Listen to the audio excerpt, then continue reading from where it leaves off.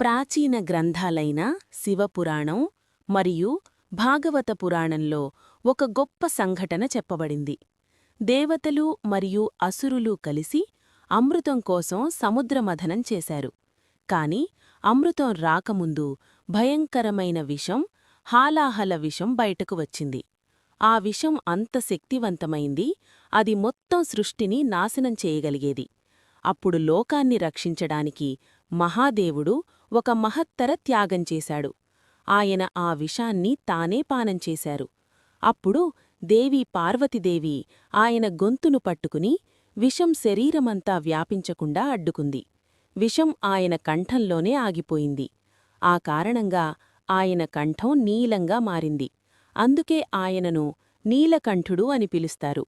ఈ పురాణ కథ మనకు చెప్పే సత్యం, నిజమైన శక్తి త్యాగంలో ఉంది.